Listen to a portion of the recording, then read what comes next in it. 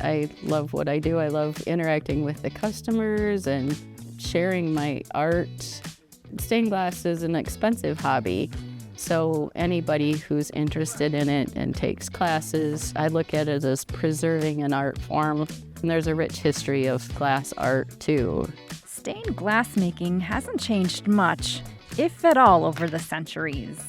You need a glass cutter. There's a couple different pliers that you can use that are very helpful. A glass grinder, cutting, grinding, foiling. So you use copper foil, and then soldering. So you need a solder iron. My beginner classes are about 6 hours to make a project that has 8 to 10 pieces of glass in it. Give it a little tug and keep doing that until it comes apart. I include a lot of history and a little bit of chemistry and physics of glass in those classes because those are things that are interesting to me. So I like to share them with students. Jean Holland owns Creatively Glass, a small shop that has a lot going on. For Jean, envisioning herself in this line of work seemed like a natural fit and a bit out of the blue. I have always been a crafter. I started crocheting when I was 5.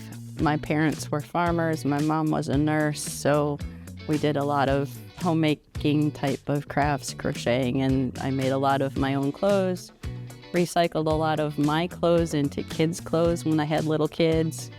The kids had done stained glass in 4-H, and I thought, well, that would be fun. Maybe I will take a class and do some stained glass. And in looking at classes, found out that the business was for sale. And so with no experience in stained glass, no experience in business ownership, I asked my husband, who's the saver in the family, if I could buy a business. And he said, yeah, sure. No hesitation whatsoever. Well, that was 10 years ago, and it seems like it's all worked out pretty well. Stained glass art adorns the windows, hangs from the walls, and on shelves. Tucked into corners are all the supplies you need to do projects at home. There are weekly classes for people that focus on technique, safety, and fun. So if it breaks, you work around the break. Okay. You need to be careful when you're using the grinder about inhaling powdered glass because that's just like asbestos in your lungs. And then the solder that we work with contains lead, so you have to be careful about that. Fortunately, we're working at temperatures where lead doesn't vaporize, so we're working below that temperature. I usually tell my students the most important thing when we're soldering is don't put your hands in your mouth. I enjoy talking to customers one-on-one and helping them with their projects. When somebody comes in with a pattern and says, can you help me pick out glass? That's fun, but I also enjoy the making process and I love the teaching process too. The most common reaction is, wow, I didn't realize there was so much involved in stained glass. Now I understand why it's so expensive. No previous knowledge is necessary to take part in a class. They're open to anyone from anywhere. You could make these smaller leaves darker, or smaller petals darker.